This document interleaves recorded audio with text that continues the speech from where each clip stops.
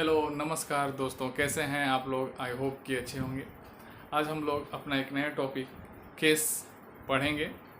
बहुत गर्मी है लेकिन पढ़ाई जारी रखा जाएगा क्योंकि हम लोग का टारगेट है एलटी ग्रेड।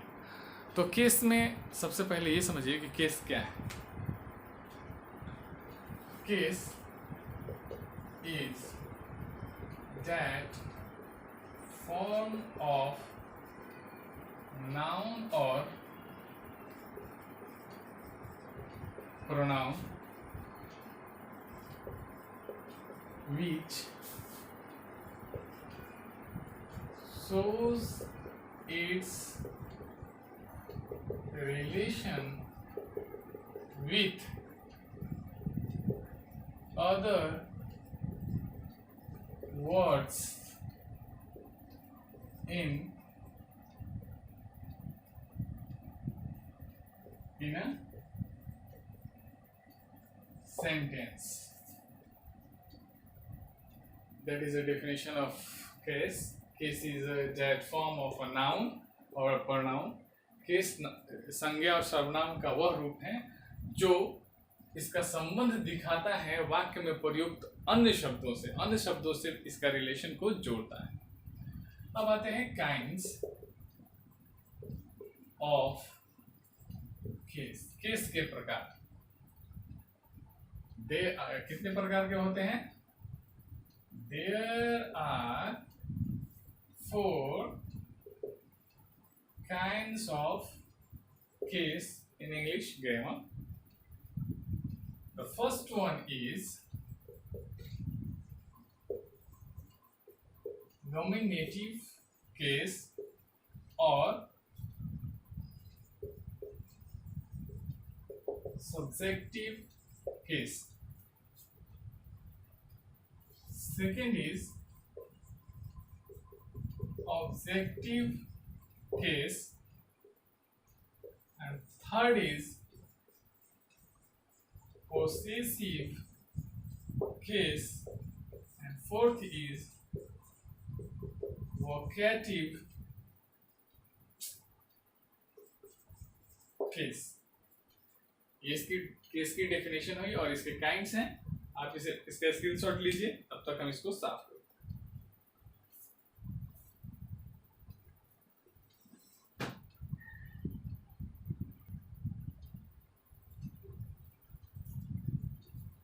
तो आइए अब हम लोग लिखते हैं। सबसे पहले केस समझने के बाद उसके चारों काइंड्स को पढ़ेंगे, एक्सप्लेन करेंगे। उससे पहले एक बात समझना है, केस के चार्ट को जानना जरूरी है। वो केस चार्ट नरेशन में काम करेगा, वॉइस में काम करेगा, बहुत जगह काम करेगा। ठीक है, तो आइए केस चार्ट मेरे साथ लिखिए। Person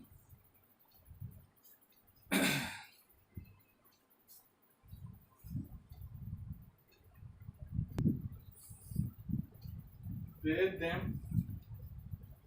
their or theirs. That's it. अब देखिए, ये है केस चार्ट। केस का चार्ट जो कि बहुत ही इंपॉर्टेंट है। फर्स्ट पर्सन समझते चलते हैं। फर्स्ट पर्सन का सिंगुलर, फर्स्ट पर्सन का plural. First person singular I, plural we. ये नॉमिनेटिव केस जिसको हम लोग अभी पढ़े हैं कि केस कितने प्रकार के होते हैं, 4 प्रकार के। तो ये नॉमिनेटिव केस आपका पहला हो गया। इसको सब्जेक्टिव केस भी कहते हैं और या सब्जेक्ट के भी नाम से जानते हैं। ये आई हो गया। आई का ठीक ऑब्जेक्ट क्या होगा? मी। वी का क्या होगा? अस। देखिए, ये पोसेसिव एडजेक्टिव आई का माई और पोसेसिव प्रोनाउन होता है माइन। ठीक है, और आवर का क्या होगा? आवर्स। आवर का क्या होगा? आवर्स। सिंगुलर प्लूरल, देखिए यू एक ऐसा सब्जेक्ट है जो सिंगुलर प्लूरल दोनों में यू ही होता है, रूप बदलता नहीं है, फिगर बदलता नहीं है। इसका सब्जेक्ट भी यू है, ऑब्जेक्ट भी यू है, तो पोसेसिव एडजेक्टिव योर होगा और पोसेसिव प्रोनाउन योर्स होगा। देखिए, थर्ड पर्सन सिंगुलर में ही, सी, इट आता है। अगर आप ही लेते हैं तो ही का ऑब्जेक्ट हिम होता है, फिर इसका पोसेसिव एडजेक्टिव हीज होता है और पोसेसिव प्रोनाउन हर्ष हिज होता है। ओके, शी हर महादेव हर्ष। ठीक है, तो देखिए सी वाला जो है ये तो चेंज हो जाता है, लेकिन शी का पोसेसिव एडजेक्टिव ऑब्जेक्टिव केस और possessive adjective same to same. Okay, और इट का पोसेसिव और ये ऑब्जेक्टिव केस इट ही होता है, जैसे I do it objective case देखिए, है ना। तो इट और पोसेसिव एडजेक्टिव इट्स और प्रोनाउन नहीं होता है। उसी तरह अगर थर्ड पर्सन का प्लूरल में आएंगे तो क्या होता है, थर्ड पर्सन प्लूरल दे होता है। दे माने वे लोग, यानी एक से ज्यादा लोग, उनका ऑब्जेक्टिव केस क्या होता है, देम होगा, और पोसेसिव एडजेक्टिव क्या होगा, देयर होगा, और पोसेसिव प्रोनाउन क्या होगा, देयर्स होगा। स्क्रीनशॉट लीजिए, याद कीजिए।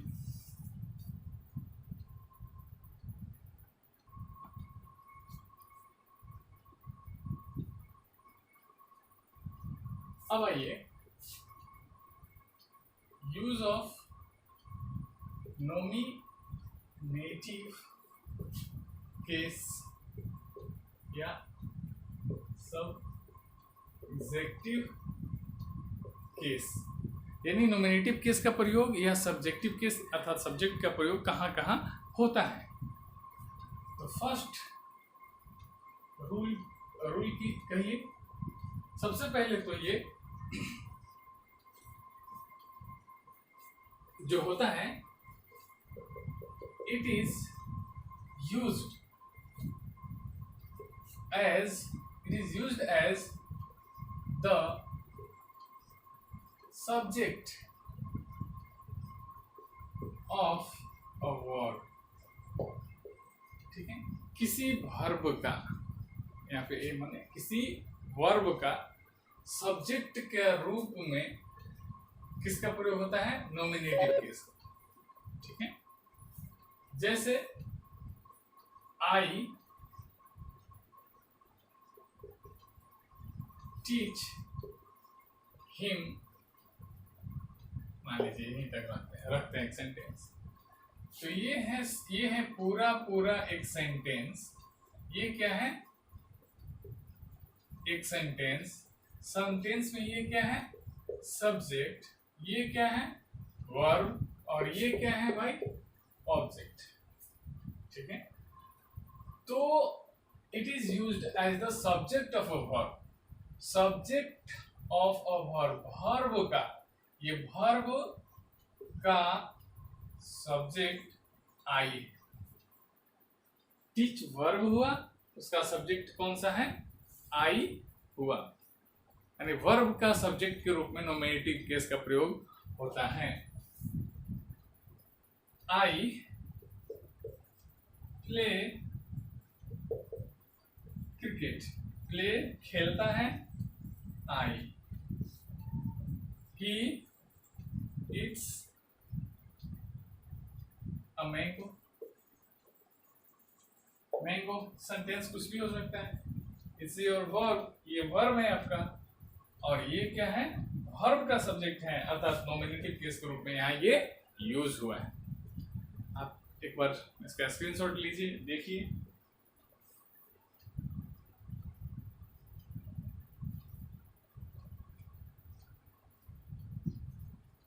चलिए,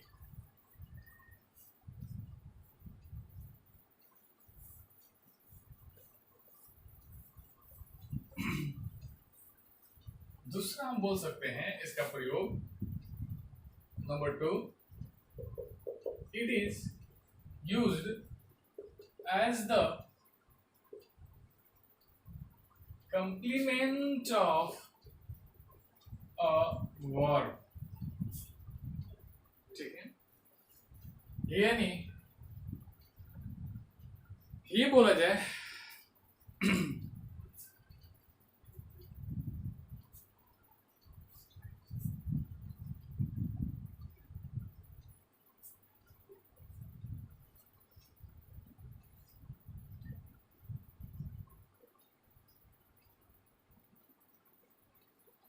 जैसे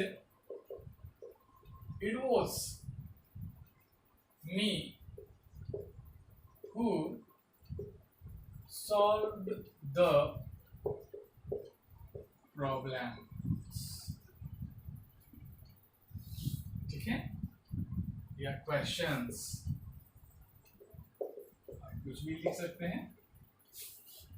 समझना है कि ये कॉम्प्लीमेंट के रूप में आता है, कॉम्प्लीमेंट, कॉम्प्लीमेंट, और वो भी क्या, नॉमिनेटिव केस। तो ये तो नॉमिनेटिव नहीं है, ये तो ऑब्जेक्टिव है, ये तो ऑब्जेक्टिव है, ये तो होगा नहीं, तो हमको चाहिए नॉमिनेटिव। नॉमिनेटिव के लिए क्या करेंगे, यहाँ आई लगाएंगे, जो कि सही होगा, मी नहीं होगा, क्योंकि आई क्या है, नॉमिनेटिव केस है, ठीक है। चलिए समझ गए होंगे। नंबर 3,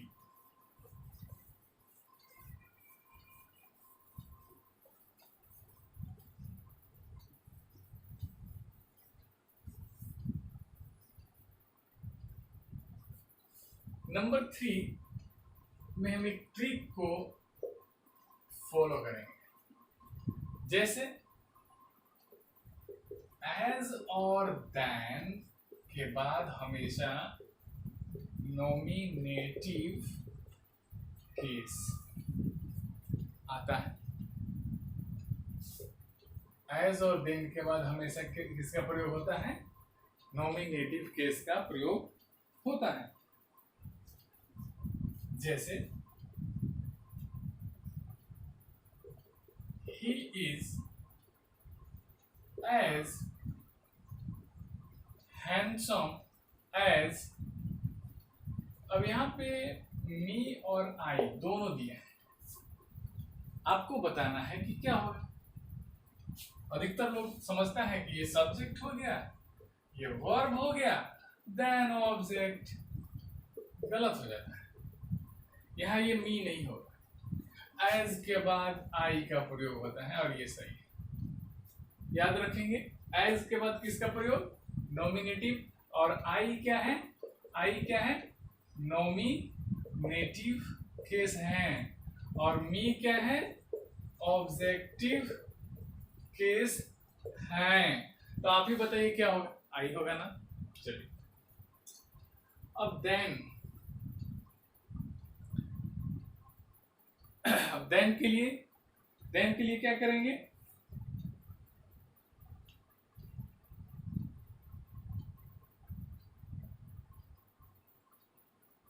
जैसे अब देन के लिए देखिए, सीता इज मोर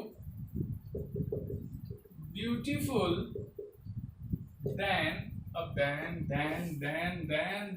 हर और शी। बताइए क्या होगा, जल्दी quick. Sita is more beautiful, हमको रखना है देन के बाद नॉमिनेटिव केस, देन के बाद नॉमिनेटिव केस, देन के बाद नॉमिनेटिव केस आता है, तो ये तो ऑब्जेक्टिव है। खेल खत्म है इसका। ये सी क्या है, नॉमिनेटिव केस है। किस चैट में अभी पढ़े हैं, ठीक है। चलिए इसको आप लोग स्क्रीनशॉट लीजिए, जो हो जाए वो कीजिए, मिटा दें। चलिए वीडियो ज़्यादा बड़ा होगा तो देखें ज़्यादा बड़ा बनता है या छोटा बनता है, अभी तो शुरुआत हो गई। अब आते हैं, इसका एक खत्म हो गया, मतलब नॉमिनेटिव केस का लगभग यूजेस यही होता है। अब आते हैं नंबर 2 पे, जिसका नाम है नंबर 2 यूज ऑफ, इसको हटा देते हैं और यहाँ लिख देते हैं ऑब्जेक्टिव केस। ऑब्जेक्टिव केस तो समझ ही रहे हैं, वो चार्ट में देख लीजिए, मी, अस, देम, हिम, ये सारे ऑब्जेक्टिव केस, हमको लिखना ना पड़े। चलिए लिख ही देते हैं एक बार। मी, अस, देम, हिम, हर, है ना, इट, ये सारे के सारे क्या है ऑब्जेक्टिव केस।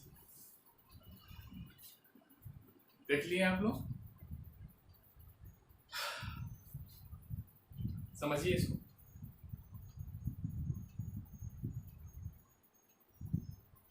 चलिए इसका फर्स्ट ट्रिक पे ही देखते हैं, कि प्रीपोजिशन और प्रिंसिपल वर्ब प्लस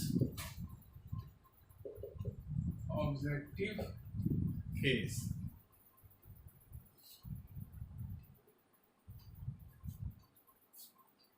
अब देखिएगा,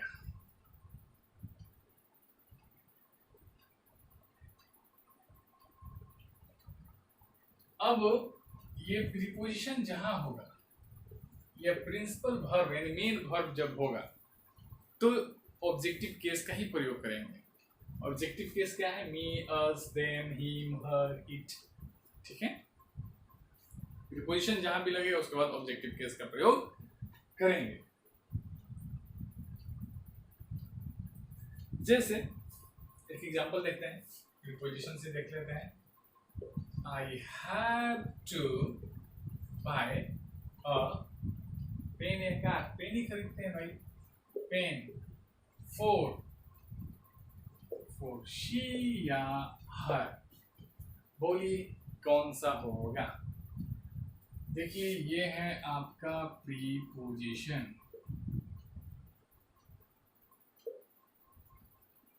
तो इसके बाद सब्जेक्टिव केस का प्रयोग तो होता ही नहीं है, तो क्या होगा? For her. I have a, क्या बोले, gift. I have a gift for him या ही, क्या होगा? हिम होगा, वाई? बिकॉज प्रीपोजिशन है, ही नहीं होगा। ठीक है, क्लियर हो गया होगा? प्रीपोजिशन देखिए, ऑब्जेक्टिव केस मारिए, प्रीपोजिशन देखिए, ऑब्जेक्टिव केस मारिए, ऑब्जेक्ट लगाइए। ठीक है, जाते हैं इसको।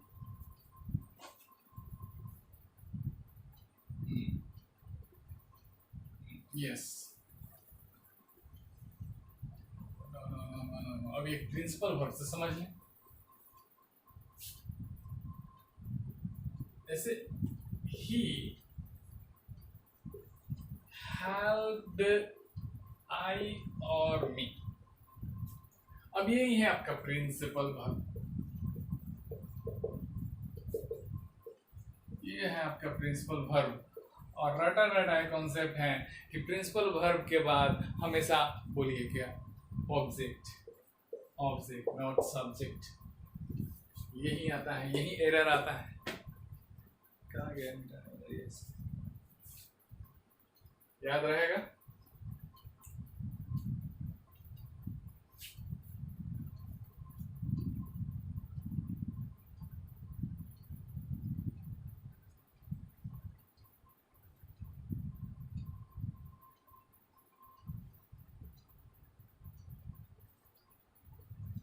चलिए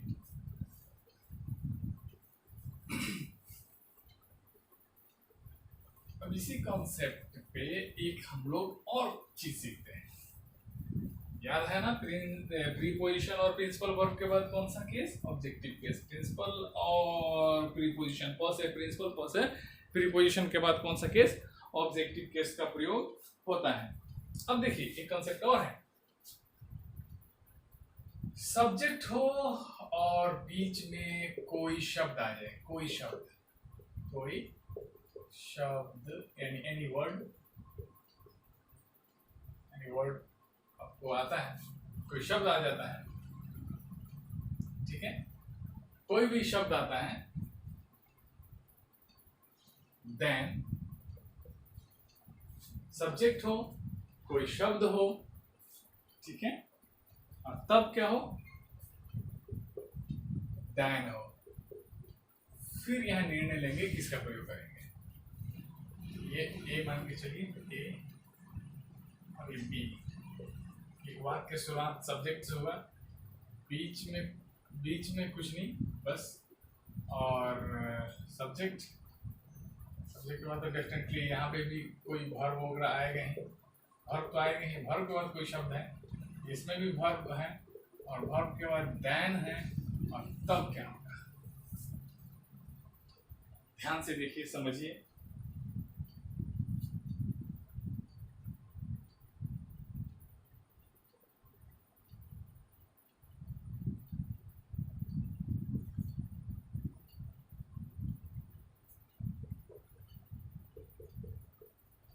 ऑब्जेक्ट कर लीजिए, एक सब्जेक्ट वर्ब ऑब्जेक्ट, और तब देन हो, तब क्या करेंगे। देन के पहले इधर कोई ऑब्जेक्ट नहीं है, देन से पहले एक ऑब्जेक्ट आपको यहाँ है,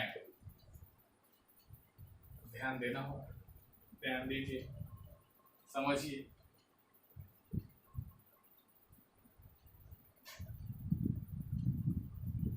तो यहाँ पे लिखेंगे हम नॉमिनेटिव केस, और यहाँ पे ऑब्जेक्ट है, देन है, तो फिर यहाँ पे हम लिखेंगे objective case.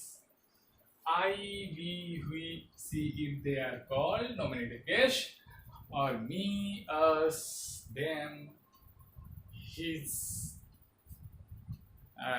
him, her, it's called objective case. ठीक है, तो नॉमिनेटिव और ऑब्जेक्टिव केस के बारे में आपको पता चला होगा, क्या क्या है।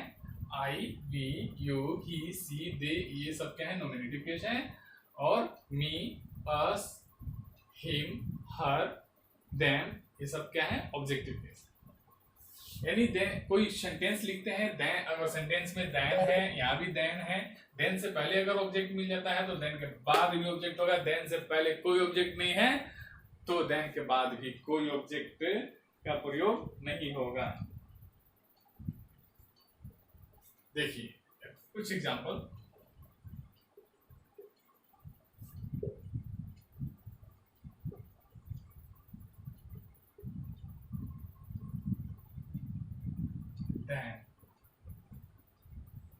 देन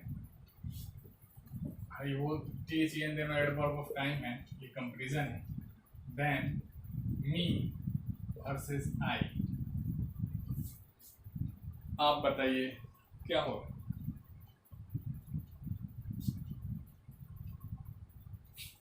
देखिए इस ए वाला को ये ए पे सेट कर जाएगा, कैसे, सब्जेक्ट, बीच में कोई शब्द, मान लीजिए सारा कोई शब्द है, ये देन आपका आ गया, तो देन के बाद क्या है, ये मी नहीं होगा, ऑब्जेक्टिव के साथ देन आए।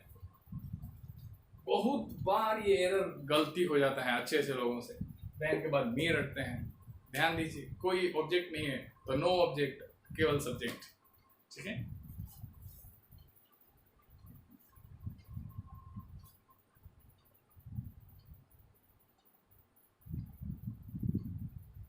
आइए कंट्रोवर्शियल एक शब्द लिखा जाए, she loves you more than me and I. ठीक है, अब देखिए वो प्यार करती है तुमको मुझसे ज्यादा। अब देन है भाई, देन से पहले ऑब्जेक्ट, याद है, देन से पहले ऑब्जेक्ट, तो देन के बाद भी ऑब्जेक्ट, यहाँ पे नहीं होगा। ये कितना सिंपल है।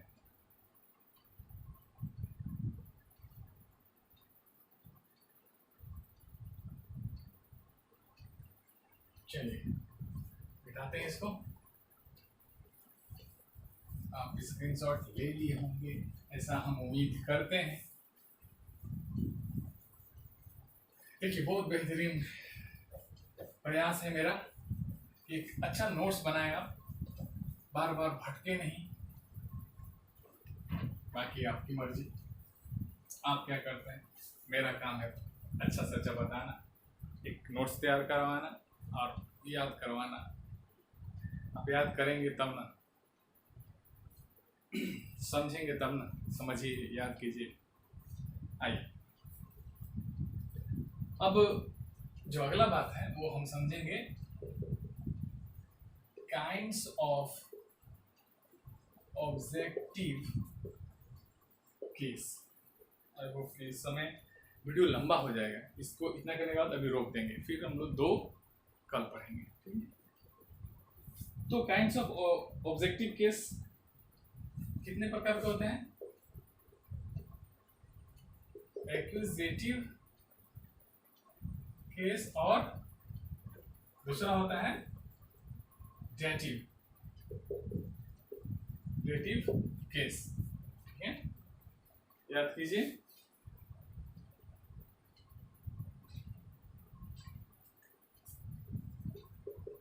वस्तु संबंधी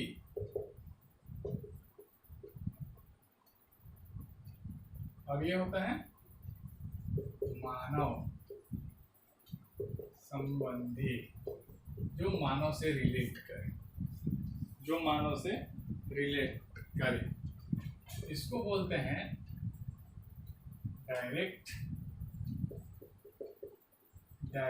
ऑब्जेक्ट और इसको बोलते हैं इनडायरेक्ट ऑब्जेक्ट, ठीक है। अब देखिए kinds of object, kinds of nominative case तो नहीं पढ़ना पड़ा, ये क्यों पढ़ना पड़ा। जैसे आई टीच इंग्लिश हिम, या आई टीच, पूरा लिखते हैं अच्छा रहेगा, फील आएगा। आई टीच हिम इंग्लिश, दोनों में कौन सही है। ये ऑब्जेक्ट है, ये भी ऑब्जेक्ट है, ये भी ऑब्जेक्ट है, ये भी ऑब्जेक्ट है। यहाँ गड़बड़ होता है, तो एक ट्रिक याद रखेंगे। जब हम स्कूल जाते हैं तो वैसे कौन सा कार्ड लगाते हैं, एक बिहार में वैसे बोला जाता है आईडी कार्ड, ठीक है। कौन सा कार्ड, आईडी दिखाओ, आईडी दिखाओ, आईडी दिखाओ, आईडी दिखाओ, ठीक है। तो जब 2 ऑब्जेक्ट याद रखेंगे, आई डी, भले मैंने ऊपर नीचे लिखा है, ठीक है, लेकिन आई डी, मनुष्य का वैल्यू किसी भी वस्तु से ज्यादा होता है। तो ये सेंटेंस रॉन्ग है, ये सेंटेंस राइट है according to use of object, ठीक है। इस तरह से यूज करेंगे, जब इसका यूज इस तरह से होगा, आई टी पहले इनडायरेक्ट तब डायरेक्ट। समझ में आया? नहीं समझ में आता है तो कमेंट करके पूछिए, कहाँ नहीं आया समझ में। आइए इसको मैं मिटा रहा हूँ।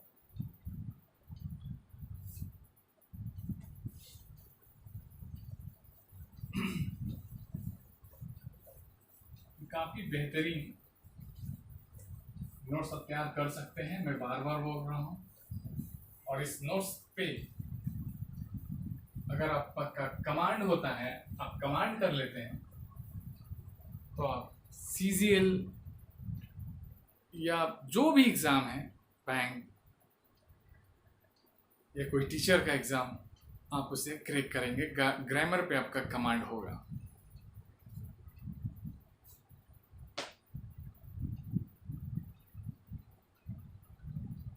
ट्रिक नंबर 2, इसी में ऑब्जेक्टिव केस ही चल रहा है अभी। नंबर 2 ट्रिक में चलिए, लेट बट एक्सेप्ट के बाद हमेशा ऑब्जेक्टिव केस का प्रयोग करें, ठीक है, याद रहेगा।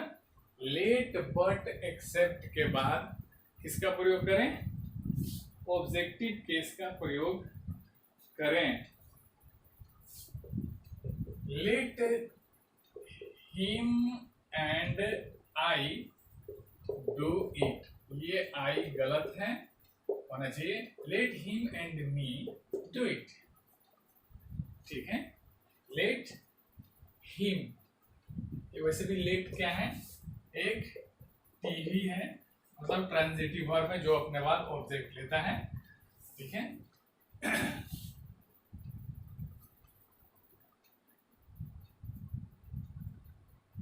अगला समझिए, I helped everybody but, except भी यहाँ पे दे सकते हैं, एक्सेप्ट हिम।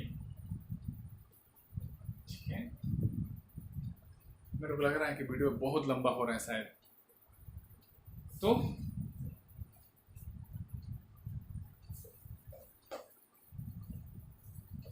आज हम लोग इसको यहीं पे, इसका ये पार्ट 1 है, पार्ट 2 नेक्स्ट क्लास में आपको मिल जाएगी। ठीक है, फिर अभी प्रैक्टिस करेंगे। ठीक है, और ये बहुत मेहनत लगती है भाई, आप ऐसा कीजिए, जिनको ज़रूरत है उनके पास शेयर कीजिए। कमेंट बॉक्स में आप जो भी क्वेश्चन है आप हमसे पूछ सकते हैं, यथासंभव मैं कोशिश करूँगा कि आपके सवालों का जवाब दिया जाए।